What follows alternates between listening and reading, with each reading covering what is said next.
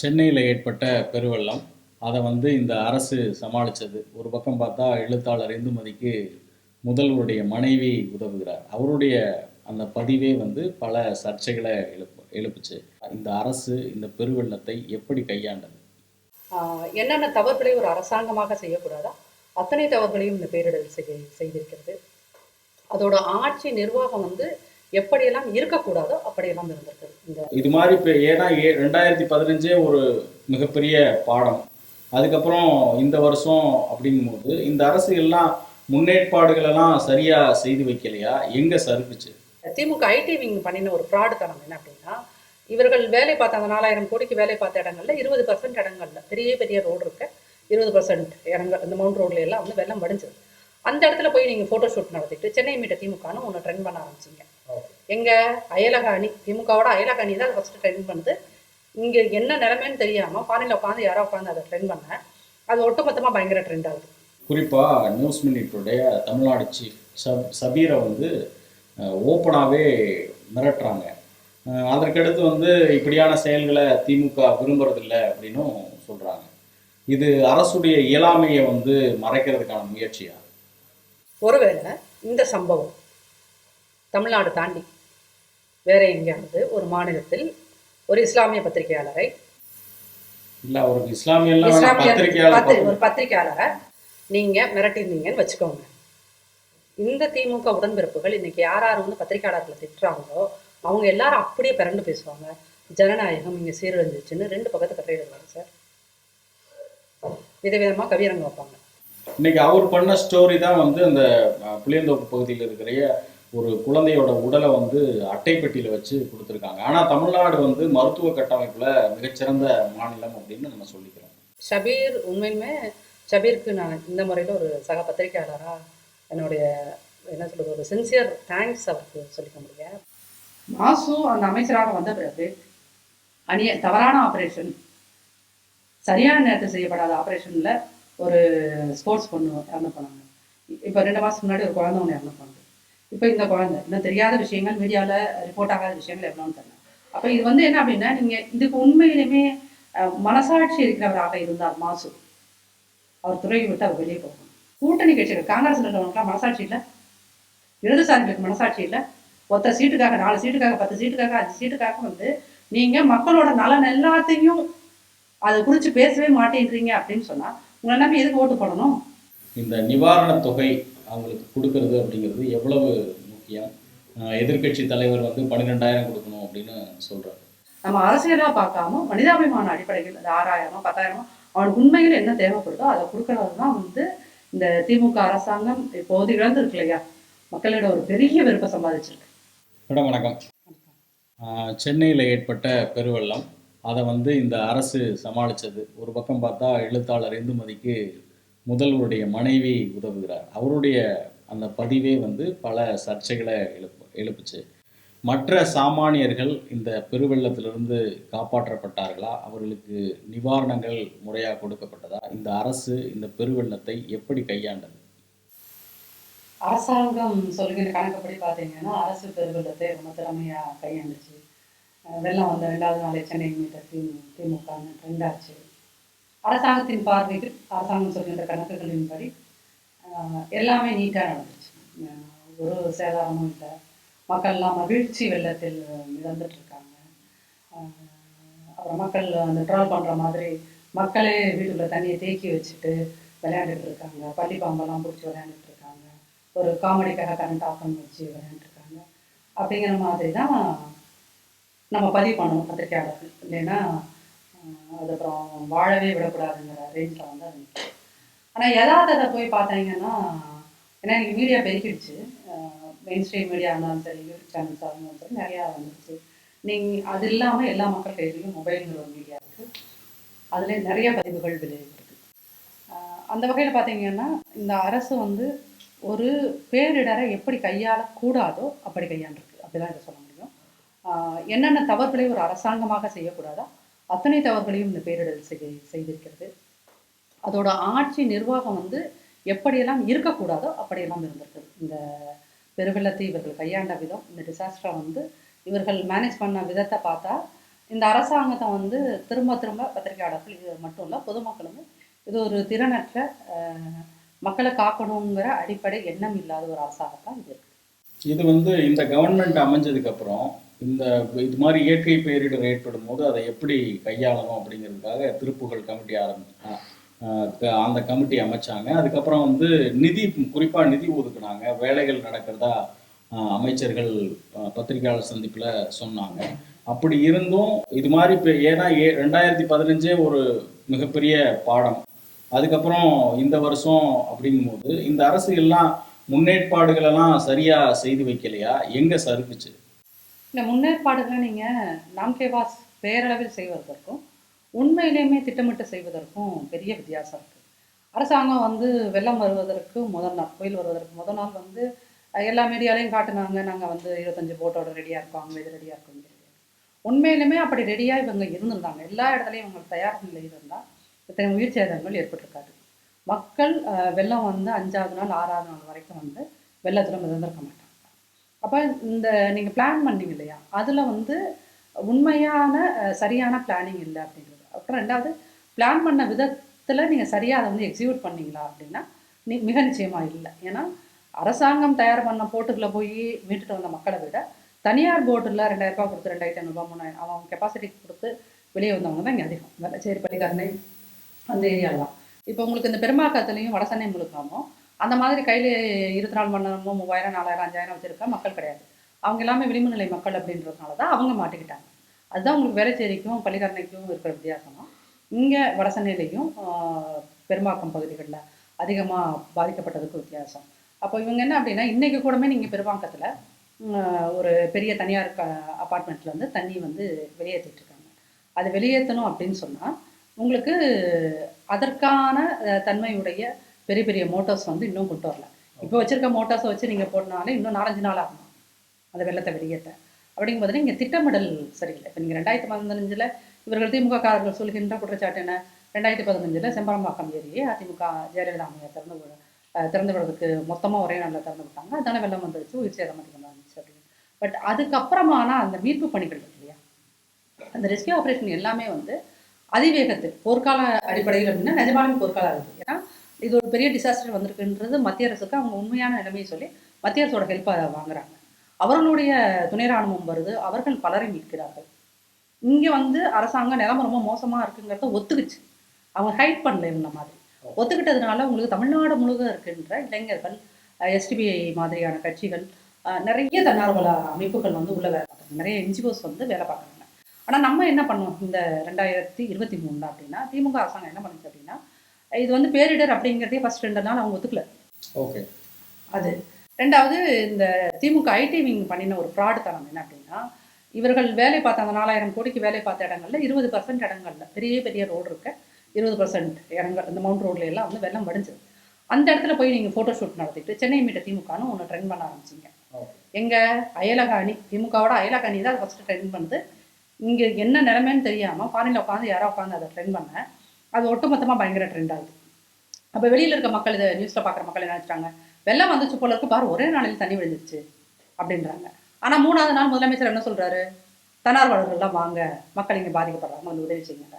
இன்றைக்கி நீங்கள் என்ன சொல்கிறீங்க, என்ஜிஓஸ் உள்ளே வந்தால் தான் உதவி செய்ய முடியும் அப்படின்னு. ஒரு அரசாங்கம் செய்ய வேண்டிய வேலையை ஒரு என்ஜிஓஸை கூப்பிடுறது வந்து எப்படி இது நிர்வாகம் நம்ம சரியாக பண்ணலேங்கிறதுக்கான ஒரே எடுத்துக்காட்டு.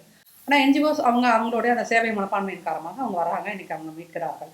அப்படின்னாலும் இதெல்லாம் தான் வந்து நீங்கள் எப்படி மிஸ்மேனேஜ்மெண்ட் பண்ணினீங்க அப்படின்றது தான்.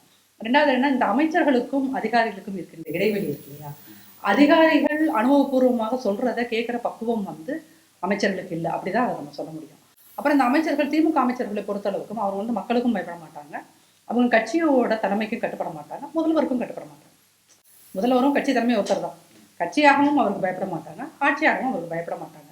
இது எல்லாமே தான் அமைச்சர்களை உண்மையை சொல்ல போனோம்னா இது கொஞ்சம் கடினமான வார்த்தையாக இருக்கும். ஆனால் அமைச்சர்களுடைய அந்த தனிப்பட்ட ஒவ்வொருத்தருடைய தெனாவட்டும் இருக்கு இல்லையா, அதுதான் இதனுடைய மிக முக்கிய காரணம் அப்படின்னு நான் நம்புறேன். தன்னார்வலர்கள் வராதுக்கு காரணம் அரசு இதை ஒரு பேரிடராக ஒத்துக்கல அப்படின்னு சொல்றீங்க. ஆனால் வந்து அரசு ஒரு பேரிடராகவும் ஒத்துக்கல, அது மிக முக்கிய பாயிண்ட். ரெண்டாவது பாயிண்ட் என்னன்னா, திமுக ஐடி விங் வந்து சென்னை மீட்ட திமுகன்னு நீங்கள் பொய்யான தகவலை பரப்பியது மிக முக்கியமான காரணம். அது சோசியல் மீடியாவில் பரப்பினது அது மிக முக்கியமான காரணம். உங்களுடைய பகுதியை பொறுத்த வரைக்கும் வெள்ளம் நின்னதா? அங்கே வந்து முதல்ல வரக்கூடிய கவுன்சிலர்லேருந்து எம்எல்ஏ வரைக்கும் அங்கே பார்க்க முடிஞ்சதா உங்களால் உங்கள் வீட்டை சுற்றி இருக்கிற பகுதிகள்? இல்லை, இப்போ நான் வந்து சாலிகிராமம்னு ஒரு பகுதியில் இருக்கேன். அது மெயின் ரோடு, பஸ்ஸு போகிற ரோடு அப்படின்றதுனால அந்த இடத்துல அவர்கள் இந்த 4000 கோடியில் ஏதோ வேலை பார்த்துருக்காங்க. அதனால் அந்த பகுதியில் வந்து எப்பயுமே மழை வந்து கொஞ்ச நாள் நிற்கும். ஆனால் இந்த முறை உண்மையை ஒத்துக்கணும், அது வந்து ஒரு 2 நாளில் ஒரு 40 hours, 2 நாள் முழுமையானு கூட சொல்ல முடியாது, ஒரு 40 hours அது வடிஞ்சிருச்சு.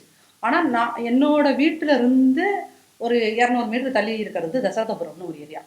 அந்த ஏரியாவுக்குள்ளே போய் நீங்கள் ஒவ்வொருத்தரும் அந்த மெயின் ரோட்லேருந்து உள்ளே போகணும். அங்கே போனீங்கன்னா நேற்று வரைக்குமே தண்ணி இருந்தது. அப்போ அந்த மாதிரி ஏரியாவில் தான் மயில்சாமி இறந்து போனார் பார்த்தீங்கன்னா, அண்ணாமலை, அவரோட ஏரியாவில் அந்த பகுதியில் தான் அந்த நடிகர்லாம் வந்து இந்த மாதிரி வெள்ளம் பாதிச்ச மக்களுக்கு வந்து ஒவ்வொரு முறையுமே அங்கே தண்ணி நிற்கும். இந்த தடவை ரொம்ப கடுமையாக நின்னது, மக்கள் ரொம்ப பாதிக்கப்பட்டாங்க. உதவின்னு இன்ன வரைக்கும் என்ன வந்து சேர்ந்துருக்குன்னா, ஒரு 5 கிலோ அரிசி, ஒரு 5 ரூபா பிஸ்கட் பேக்கெட், அப்புறம் அந்த 1/4 லிட்டரு ஒரு வாட்டர் பேக்கெட் ஒன்று இருக்குதுங்களா. ஓகே, இதுதான் உதவி. இதுதான் வந்து நாங்களும் பல இடங்களுக்கு செய்தி சேகரிக்கும் போது யாரும் வரல அப்படின்னு சொன்னாங்க.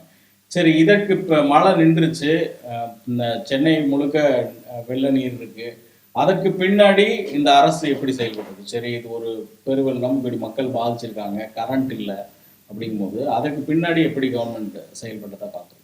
இல்லை சார், இந்த கவர்மெண்ட்டை வந்து என்னென்னா எதையுமே சின்சியராக, இது வந்து நம்ம பத்திரிக்கைக்காரன் நாங்கள் திமுக வந்து குற்றம் சொல்லணும், அந்த இடத்துல இருந்து சொல்லலை. உண்மையிலுமே அது ஃபீல்டுக்கு நீங்களும் போயிருக்கீங்க, நாங்களும் போயிருக்கோம், அந்த இடத்துல இருந்து இது சொல்கிறோம். இதை வந்து ஒரு சீரியஸ் எஃபோர்ட் போட்டு அவங்க யாருமே அதை பார்க்கல அப்படிங்கிறது தான் உண்மை. இப்போ வட சென்னையிலேயே பல பகுதிகளில் தண்ணி வந்து நிற்காத பகுதிகளில் கூட இந்த முறை நின்றுருக்கு. பெரும்பாக்கத்துலேயும் நிற்காத பகுதிகளிலையும் நிற்கிது. அப்படிங்கும்போது என்ன அப்படின்னா, நீங்கள் அசீவ் பண்ணி வச்சிருக்கலாம், ஒரு ஆஃபீஸராக இல்லாட்ட ஒரு அரசியல்வாதியாக அந்த பகுதியில் வேலை பார்க்குற கவுன்சிலராக இங்கே நிற்காதுன்னு எதிர்பார்த்துருப்பீங்க, நின்றுருக்கு அப்படின்னா அடுத்து இமீடியட் ஆக்ஷன் என்ன பண்ணீங்க? உங்களுக்கும் அதிகாரிகள், அரசியல்வாதிகளுக்கும், அமைச்சர்களுக்கும் இருந்த அங்கே வேலை பார்க்குற ஆஃபீஸர்ஸ்க்கும் என்ன மாதிரி ஒரு கோஆர்டினேஷன் இருந்தது? அப்போ இது என்னென்னா, அமைச்சர்களுக்கும் அதிகாரிகளுக்குமான அந்த கோஆர்டினேஷன் ஃபெயிலியராகவும், இது அட்மினிஸ்ட்ரேஷன் ஃபெயிலியராகவும் தான் இதை பார்க்க முடியும். அதனால தான் அவங்க வந்து என்னென்னா, உங்களுக்கு இந்த நிவாரண பணிகள் அப்படின்றதுல, அது எஸ்பெஷலி இந்த ரெஸ்கியூ ஆப்ரேஷனில் தனியார் போட்டு மீட்டவங்க தான் இருக்கும். அரசு உருவாக்கிய அந்த ரெஸ்கியூ ஆப்ரேஷன் அப்படிங்கிறது ரொம்ப ஸ்லோவாக தான் வேலை பார்த்தது. ஏன்னா அந்த அளவுக்கு மேன் பவரில் 2015க்கும் 18க்கு என்ன இந்த 23க்கு என்ன வித்தியாசம் அப்படின்னா, 2015ல் வெளி மாவட்டங்களில் இருக்கின்ற தூய்மை பணியாளர்கள் பலர் இங்கே வந்து இறக்கப்பட்டாங்க. 2வது ஆஃபீஸர்ஸ் நிறைய பேர் இங்கே வந்து வேலை பார்த்தாங்க ரெஸ்கியூ ஆப்ரேஷனுக்கு. அதனால அப்புறம் உங்களுக்கு மத்திய அரசோட உதவி இதெல்லாம் இருந்ததுனால அந்த ரெஸ்கியூ ஆப்ரேஷன் சீக்கிரமாக நடந்துச்சு. இந்த தடவை அது நடக்கலையே. ஸோ இது வந்து என்னென்னா total failure of coordination between ministers and officers அப்படி தான் நம்ம இதை எடுத்துக்க முடியும். 2வது வந்து தண்ணி நிற்குது, மக்கள் அவதிப்படுறாங்க அப்படின்னு நேரடியாக போய் பார்த்து சொல்கிற ஊடகவியலாளர்கள், குறிப்பாக நியூஸ் மினிட்டுடைய தமிழ்நாடு சீஃப் சபீரை வந்து ஓப்பனாகவே மிரட்டுறாங்க. அதற்கடுத்து வந்து இப்படியான செயல்களை திமுக விரும்புறதில்லை அப்படின்னும் சொல்கிறாங்க. இது அரசுடைய இயலாமையை வந்து மறைக்கிறதுக்கான முயற்சியா? அரசு டோட்டல் ஃபெயிலியர் அது உண்மை. அதாவது ஒரு சம்பவம் நடந்துருச்சு, ஒரு பெருமெல்லாம் வந்துருச்சு, இட்ஸ் அ டிசாஸ்டர். இந்த டிசாஸ்டரை நம்ம சரியாக மேனேஜ் பண்ணலைங்கிறது உலகம் முழுக்க தெரிந்து போய்விட்ட ஒரு உண்மை. இன்றைக்கி மீடியா பெருகிறதுனால தமிழ்நாட்டை விட்டு இந்த செய்தி வெளியே போகலன்னு அர்த்தமா? என்டையர் இந்தியாவுக்கும் இருக்குது, என்டையர் வேர்ல்டுக்கும் போயிருக்கு. அப்போது அந்த உண்மையை நம்ம ஒத்துக்கணும். நீங்கள் வந்து பப்ளிக்காக ஒத்துக்க வேண்டாம், ஆனால் உங்கள் மனசாட்சிக்குள்ளே அதை ஒத்துக்கணும் இல்லையா? ஒத்துக்காத நிலைமையில தான் உங்கள் மீது நிறைய விமர்சனங்கள் வருகின்ற போது நீங்கள் என்ன பண்ணுறீங்க? அதை எதிர்கொள்ள முடியல. ஒரு அரசாங்கமாக நீங்கள் எதிர்கொள்ள முடியாத போது திமுக நிறைய இணைய குண்டர்களை உருவாக்கி வச்சிருக்கு. இந்த 3 வருஷத்தில் நிறைய இணைய குண்டர்கள். அந்த இணைய குண்டர்களில் ஒருத்தர் தான் வந்து இந்த ஆர்எஸ் பாரதியோட மகன் சாய்லட்சுமி. இப்போ இவர் வந்து பப்ளிக்காக வந்து இந்த இணையத்தில் வந்து நீங்கள் பப்ளிக்காக வந்து மிரட்டுறீங்க, வாழவே விடக்கூடாது. ஒருவேளை இந்த சம்பவம் தமிழ்நாடு தாண்டி வேற எங்கேயாவது ஒரு மாநிலத்தில் ஒரு இஸ்லாமிய பத்திரிகையாளரை, ஒரு பத்திரிகையாளரை நீங்க மிரட்டிருந்தீங்கன்னு வச்சுக்கோங்க, இந்த திமுக உடன்பிறப்புகள் இன்னைக்கு யாராவது வந்து பத்திரிகையாளர்களை திட்டுறாங்களோ அவங்க எல்லாரும் அப்படியே பிறண்டு பேசுவாங்க, ஜனநாயகம் இங்கே சீரழிஞ்சிச்சுன்னு 2 பக்கத்தை கட்டிடுவாங்க சார். விதவிதமாக கவியரங்க வைப்பாங்க.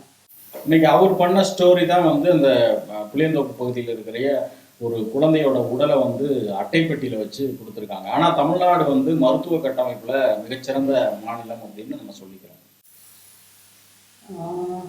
ஷபீர் உண்மையுமே ஷபீருக்கு நான் இந்த முறையில் ஒரு சக பத்திரிகையாளராக என்னுடைய என்ன சொல்கிறது ஒரு சின்சியர் தேங்க்ஸ் அவருக்கு சொல்லிக்க முடியாது. அப்படின்னா இவ்வளோ பெரிய ஒரு அவலம், ஒரு கர்ப்பிணி பெண் வந்து பிரசவம் பார்க்கறதுக்கு சரியான உதவிகள் சரியான நேரத்தில் கிடைக்காதனால தான் அவங்க ஹாஸ்பிட்டல் வந்து கடைசியில் இந்த ஹாஸ்பிட்டல் வந்து வர்றப்போ குழந்தை இறந்துருச்சு இல்லையா? அதுதான் ரியாலிட்டி.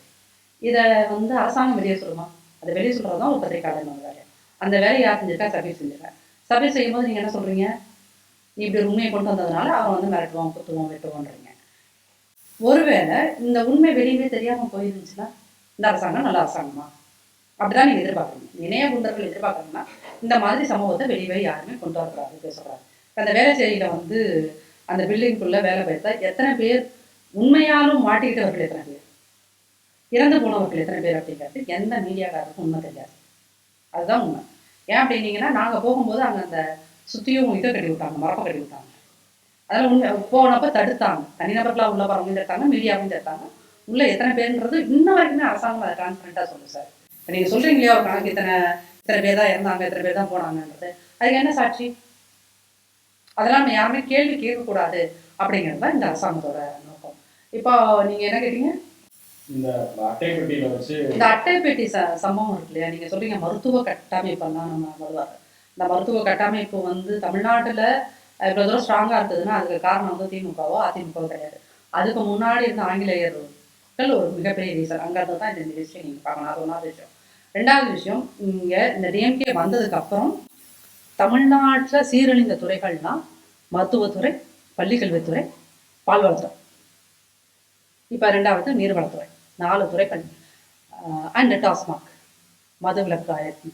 இந்த 5 துறைகளும் வந்து எவ்வளோ ஃபஸ்ட்டாக சீரழியக்கூடாதோ அந்த அளவுக்கு அது சீரழிஞ்சிருக்குது. அதில் இந்த மருத்துவத்துறை அப்படிங்கிறது உங்களுக்கு வந்ததுலேருந்து, இவர்கள் ஆட்சிக்கு வந்ததுலேருந்து சொல்லிக்கிட்ட ஒரே விஷயம், மருந்துக்கு தட்டுப்பாடு இருக்குது. இன்ன வரைக்குமே நீங்கள் எந்த கவர்மெண்ட் ஹாஸ்பிட்டலில் போனாலும் தட்டுப்பாடு இருக்குது. ரெண்டாவது அந்த மருத்துவர்களோட பிரச்சனைகள் தீர்க்கப்படவே இல்லை. இந்த டெம்பரவரியாக இருக்கவங்கள நீங்கள் இன்னும் கன்ஃபார்ம் பண்ணவே இல்லாமல் நீங்கள் வந்து எவ்வளோ தூரம் அவங்க போராட்டம் நடத்துகிறாங்களோ அங்கே இருக்கிற பைப்பை பண்ணி விட்றீங்க, கரண்ட்டை ஆஃப் பண்ணி விட்றீங்களே தவிர அவங்களுக்கான போராட்டம் இது வந்து அந்த துறை மொத்தமாக நலிவடைஞ்சிருச்சுங்கிறதுக்காக தான். அதோட ஒரு உதாரணம் தான் இந்த குழந்தைய என்ன சொல்றது, இந்த உலகத்தில் பிறந்த எந்த மனித உயிருக்குமே அதனுடைய இறப்பு அப்படிங்கிறது வந்து மரியாதையாக மாண்பாகவும் தான் நான் நடத்தப்படணும். அரசு வந்து இது எவ்வளோ ஒரு கொடூரமான சம்பவம். நீங்கள் இந்துமதிங்கிற ஒரு எழுத்தாளரை உங்களோட அத்தனை போர்ஸையும் எடுத்து அனுப்பிச்சு அந்த அம்மாவை ரெஸ்கியூ பண்ணி, எஸ் அவங்க வயசானவங்க, அவங்க கணவர் வயசானவர், நீங்கள் அவங்கள ரெஸ்கியூ பண்ணி கொண்டு போய் ஒரு உட்லாண்ட்ஸ்னு ஒரு பெரிய ஹோட்டலில் தங்க வைக்கிறீங்க. அதுக்கு அவ்வளோ ரெஸ்பான்சிபிலிட்டி காட்டுறீங்களா? ஏன்னா இந்துமதி என்பவர் பார்க்கணும். இது நாங்கள் சாதி கொண்டு வரதுக்காகல, நீங்கள் யாருக்கு வந்து பயப்படுறீங்க அப்படிங்கிறது தான். அங்கே அந்த மசூத் என்கின்ற ஒரு ஏழையோட குழந்தை இறந்து போயிருக்குது அப்படிங்கும்போது நீங்கள் ஒரு ஏழையும் பணக்காரனையும் எல்லா அரசாங்கங்களும் இப்படி தான் ட்ரீட் பண்ணுங்க. நீங்கள் சார் அந்த அந்த அந்த வெள்ளை துணி ஒன்று இருக்கும் இல்லையா, அது சுற்றி கொடுக்குறதுக்கு எவ்வளோ நேரம் ஆகிடும். அந்த துணி கூடமாக இல்லாமல் ஒரு அரசாங்கம் இருக்கிறது, ஒரு ஆஸ்பத்திரி நிர்வாகம் இருக்குது. நீங்கள் இன்னைக்கு இது மீடியாவில் கடையை கொண்டு வந்துட்டாரு, பேசுபொருள் ஆகுது, நீங்கள் உடனே அங்கே இருக்கிற மெடிக்கல் சூப்பர்டென்ட்டை நீங்கள் வந்து டிஸ்கஸ் பண்ணுறீங்க. இதை தாண்டி வேறு என்ன பண்ண முடியும்? அதுக்கு ரெஸ்பான்சிபிளான மாதம் என்ன சொல்லணும்? மருந்து பொருள் தட்டுப்பாடுல இருக்கிறது, ஊசி மாத்திரை இந்த மாதிரியான பொருட்கள், எய்டட் விஷயங்கள் எல்லாமே தட்டுப்பாடுங்கிறத சொல்லிக்கிட்டே இருக்காங்க. நீங்கள் அது இன்ன வரைக்கும் நிவர்த்தி செய்யல. மாசு அந்த அமைச்சராக வந்த பிறகு தவறான ஆப்ரேஷன், சரியான நேரத்தில் செய்யப்படாத ஆப்ரேஷனில் ஒரு ஸ்போர்ட்ஸ் பொண்ணு இறந்து போனாங்க. இப்போ 2 மாதத்துக்கு முன்னாடி ஒரு குழந்தை ஒன்று இறந்து போனாங்க. இப்போ இந்த குழந்தை இன்னும் தெரியாத விஷயங்கள், மீடியாவில் ரிப்போர்ட் ஆகாத விஷயங்கள் எவ்வளோன்னு தெரியல. அப்போ இது வந்து என்ன அப்படின்னா, நீங்கள் இதுக்கு உண்மையிலுமே மனசாட்சி இருக்கிறவராக இருந்தால் மாசு அவர் துறையை விட்டு அவர் வெளியே போகணும். மனசாட்சி இருக்கிறவர். ஆனால் திமுக காரங்க யாருக்கிட்டையும் மனசாட்சி இல்லாதனால இதை கேட்க முடியாது. நீங்கள் உண்மையிலுமே யோசித்து பாருங்கள் சார், நீங்கள் இந்த மாதிரி பெட்டியில் வச்சு நீங்கள் ஒரு ஒடிசாலையோ இல்லை வேற ஏதோ ஸ்டேட்லையோ, நார்த் இந்தியாலையோ, நார்த் ஈஸ்ட் இந்தியாலையோ நீங்கள் என்னென்ன பேச்சு பேசுவீங்க?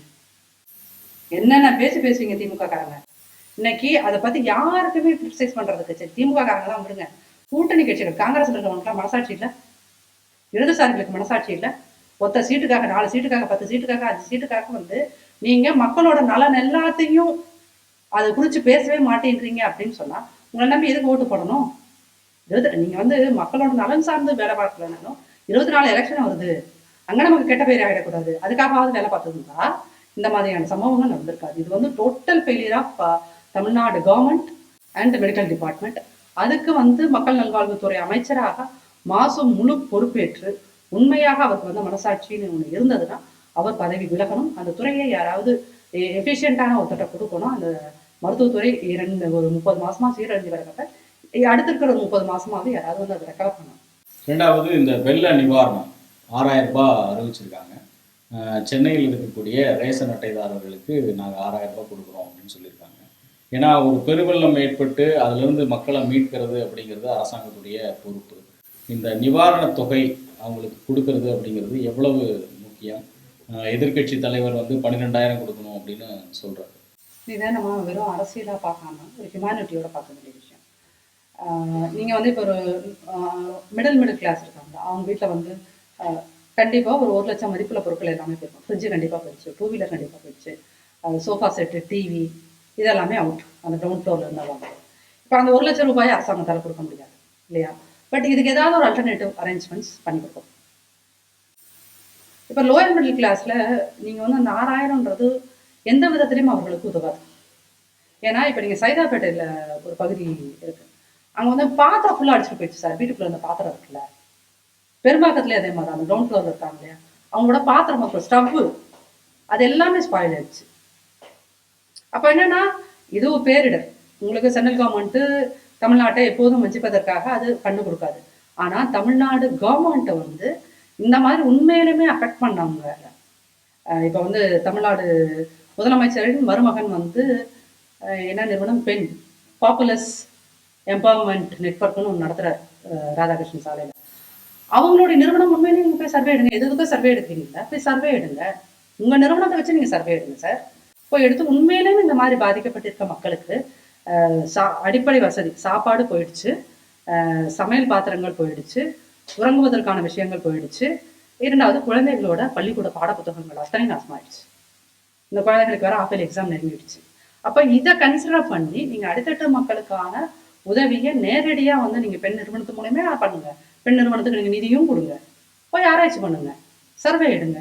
பாதிக்கப்பட்ட மக்களுக்கு உண்மையான அவங்க எவ்வளோ தொகைக்கு பாதிக்கப்பட்டிருக்காங்களோ, எவ்வளோ கொடுத்தா அந்த மக்கள் அந்த பிரச்சனையிலேருந்து ரிலீஃப் ஆவாங்களோ அந்த அமௌண்ட்டை இந்த அரசாங்கம் கொடுக்கணும். இது வந்து நம்ம அரசியலாக பார்க்காம மனிதாபிமான அடிப்படையில் அது 6000 10,000 அவனுக்கு உண்மையில் என்ன தேவைப்படுதோ அதை கொடுக்கறது தான் வந்து இந்த திமுக அரசாங்கம் இப்போது இழந்திருக்கு இல்லையா? மக்களிட ஒரு பெரிய வெறுப்பை சம்பாதிச்சிருக்கு. அந்த பெரிய வெறுப்பை நீங்கள் கொஞ்சமாவது கண்ட்ரோல் பண்ணணும் அப்படின்னா அது நீங்கள் அடித்தட்டு மக்களோட உண்மையான இழப்பை நேர் செஞ்சு தான் ஆகணும். இன்னொன்று, ஒரு பேரிடர் அப்படின்னு வரும்போது ஆளுங்கட்சிக்கு எவ்வளோ பொறுப்பு இருக்கோ அதுக்கு பாதியாவது எதிர்கட்சிகளுக்கு. ஆனால் வந்து இந்த பேரிடரில் நம்ம போன இடத்துலலாம் எப்படி ஆளுங்கட்சி ஆட்கள் வந்து ரொம்ப நேரமாகி வராங்களோ எதிர்கட்சியையும் பார்க்க முடியல. ஒரு இடத்துல எதிர்கட்சி தலைவர் வந்து நிவாரணப் பொருட்கள்லாம் கொடுத்தாரு, அங்கே ஒரு ஏற்பட்ட மரணம். அதை தாண்டி பெருசாக எதுவும் அவங்க ஆக்டிவாகவே இல்லையே. இல்லை, இது உண்மையிலேன்னா ஒரு ஆளுங்கட்சி சரியாக வேலை பார்க்காம போகுது அப்படின்னா அதோட டோட்டல் ரெஸ்பான்சிபிலிட்டி எதிர்கட்சிக்கு இருக்கு. ஏன்னா சில இடங்கள்ல எதிர்கட்சிக்காரன் இப்படி விமர்சிப்பாங்க அப்படிங்கிற பயத்திலேயாவது வேலை பார்த்துருப்பாங்க. இவங்க நம்ம என்ன பண்ணினாலும் நம்ம வந்து பெருசாக கிரிட்டிசைஸ் பண்ண மாட்டாங்கன்ற இடத்துல தான் நிறைய தவறுகள் நடந்திருக்கு. உண்மையிலுமே எதிர்கட்சியை சார்ந்தவர்கள், அது எடப்பாடி முதற்கொண்டு எல்லாருமே வந்து அது களத்துல இறங்கி பெரிய அளவுக்கு அவங்க வேலை பார்த்துருக்கணும். இப்போ அந்த அதிமுகலேயே ஒரு ஏன்னா எனக்கு தெரிஞ்ச 2015 கலைஞர் கருணாநிதியே வந்து நேரடியாக நிவாரணப் பொருட்கள்லாம் அவரே அந்த வீல் சேர்லாம் சைதாப்பேட்டில் வந்து கொடுத்துட்டு இருந்தாரு. நீங்க வந்து நிவாரண பொருட்களை கொடுக்கணும்ன்றது கிடையாது. இப்போ எல்லா கட்சியிலுமே வந்து மக்களா நிக்கிறது, மாணவர் அணின்னு ஒன்று இருக்கும், இளைஞர் அணின்னு ஒன்று இருக்கும், மகளிர் அணி இருக்கும். இதுல இருக்கிற யூத்தை வச்சு நீங்க வந்து இந்த மீட்பு பணிகளில் ஈடுபட்டிருந்தாலும் நிவாரண பொருட்கள் வழங்குறதுல, ஏன்னா எல்லா கட்சிகிட்டையும் நீங்க வந்து இந்தியாவிலே வந்து தமிழ்நாட்டில் இருக்கிற அதிமுகலையும் திமுகலையும் தான் பெரும் பணம் இருக்கு.